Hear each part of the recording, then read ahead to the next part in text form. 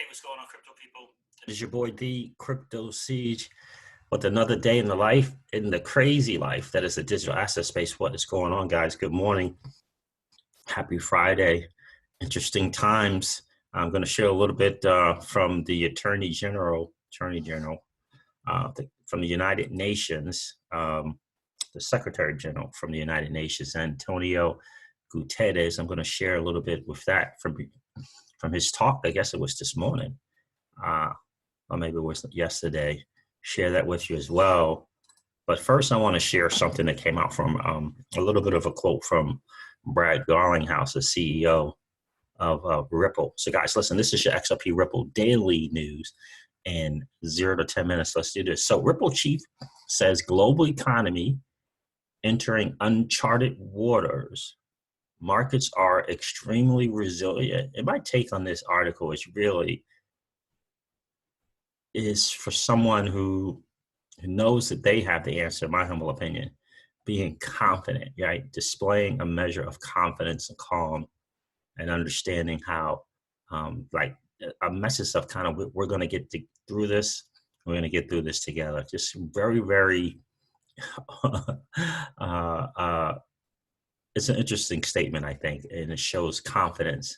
And knowing that he has the answer, together we can get through it. The markets are resilient. It was a very important message, positive message, I believe. So Ripple CEO Brad Garlinghouse is making his first public comments, about the beer cold pandemic and its impact on the global economy. The head of the San Francisco payment startup says his number one focus is now on the health of his team. Ripple, which operates out of one of the hardest hit regions in America, is asking staff to work at home and use video conferences to stay in touch. Like many businesses, Ripple's highest priority is the well-being of the team at Ripple. As the beer code developed over the past several months, the global team has transitioned to remote work in efforts to stay safe while continuing to support our customers. As for the economic fallout from the beer code, Garlinghouse expects some markets to bounce back. Resilient. Remember when, resilient market. Remember when brilliant Brianne Madigan talked about,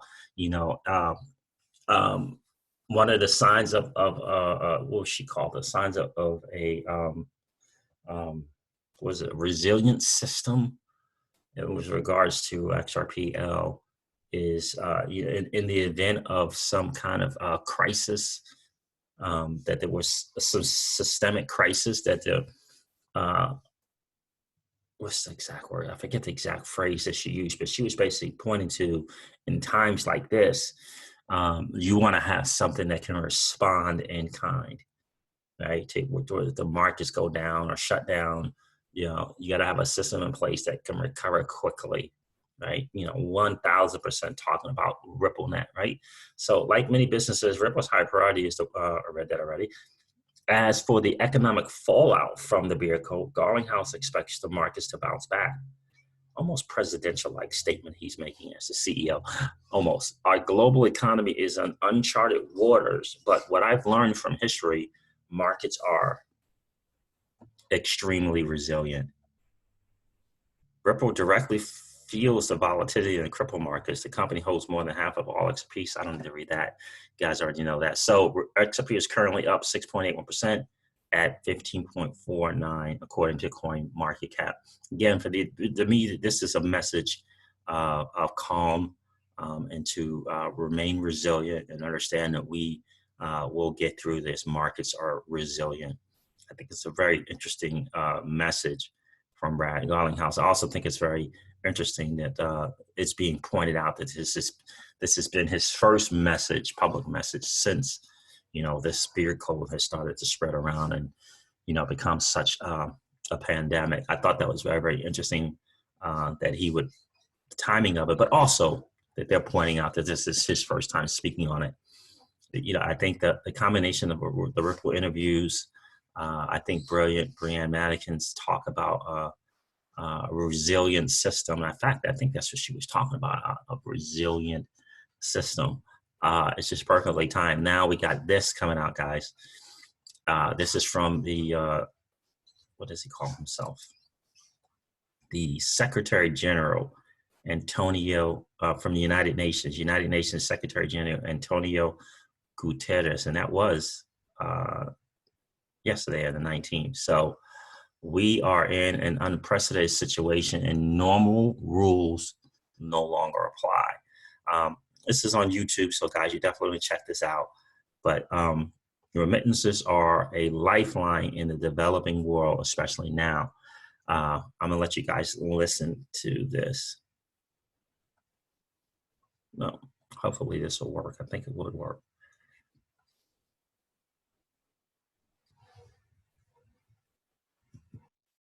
Are a lifeline in the developing world, especially now.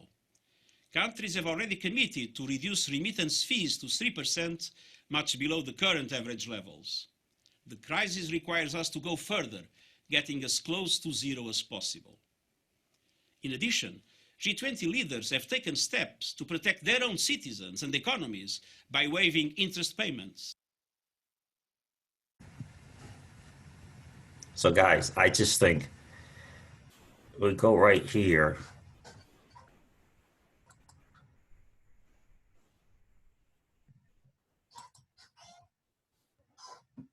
To respond. Remittances are a lifeline in the developing world, especially now. They've already committed to lowering it to 3%, which is way below the average. And there's really two important points that he pointed out here. First of all, that's a strong statement. Remittances are a lifeline in the developing world. And he also pointed out this is unusual situation, so you can't use the normal tools. He compared this, he said this is not like the financial crisis in 2008. But he also pointed out that the banks, is important that we save the banks as well. So he's pointing out this is different, and so that we have to apply different measures financially, but the banks still are in trouble. But to make a point of pointing out the remittances space, to me, says a lot. You know, it really does say a lot about what they're looking at. And so it's an emergency meeting taking place. When is it?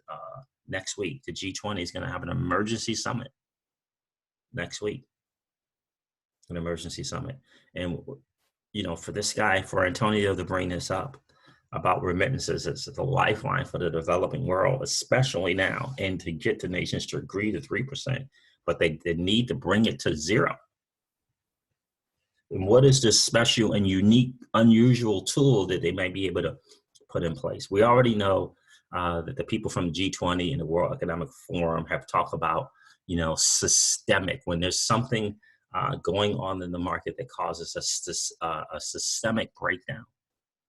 You know, it requires unusual and unprecedented measures. Unusual and unprecedented measures, right? We got to look to different tools to deal with this crisis. It can't be the normal and standard tools, right? And interesting that they got the guy from the UN to make this speech and talk into, you know, kind of urge the people from the G20 to get involved. And so an emergency summit next week by the G20, the leaders of the G20, right? And this guy making this speech today, it really sounds like they're getting the message out and why this new system needs to be put in place, right? Why this new system. We are in an unprecedented situations and normal rules no longer apply is a big statement, right? For me, preparing the world for what is about to happen. And when he's in this talk, and you guys should definitely go check it out. It's on YouTube, it's on the United Nations. And this talk, he's talking about, you know, he's talking about job loss. He's talking about small businesses going under. He's talking about, you know, helping developing countries, you know, speaking to the whole. He's speaking to the whole of everything that's going on. And I think it's really important. He's not just talking about what is it, bailing out the banks. He's talking about everyone. He talked about women and the extraordinary burdens that they carry. He's talking about the kids. He mentioned the kids in this talk, and the fact that a lot of these kids around the world, they're not in school. He pointed out the numbers of people, of children not in school, but he also pointed out something very, very interesting, that a lot of these kids, their only meals comes from when they go to school. That's powerful, right? So you see what the message is really designed and directed to do is, it's pulling at the heartstring. It's saying, look, we're hurting as not just the U.S., we're hurting as a global nation, as a global economy is hurting. It's all of us. And we cannot rely on normal tools like bailouts. He also kept pointing out the fact that we can't just have one country doing one thing and another country doing another thing. He's talking about countries working together, almost like being tied in together, almost like interoperability. That's what it really feels like. The overall message is, right? And so if the countries need together, we might as well tie them all together. If there's a financial crisis that is coming, recessions are coming because of the beer code, we need to link together our financial systems in a manner as well, guys, right? That's what it feels like to me. Really, really does. That's what it feels like to me. All right, guys, listen, I'm going to wrap up this video like I do all my videos and remind you of this. Old money doesn't want you to win. They don't want us to win. They would rather us remain a cog in their perpetual wheel of trading our time for dollars. They don't want us to play in the same playground that they play in, where we allow our money to work for us. This is our chance to win, guys. The digital asset space is our chance to win. We are in the midst of the greatest transfer of wealth in the history of man. Are you participating? Or are you standing on the sidelines? Here's what I do know, that the battle for you has already been fought, and the victory is yours. Go get it. I'll talk to you soon, guys. See ya. Bye.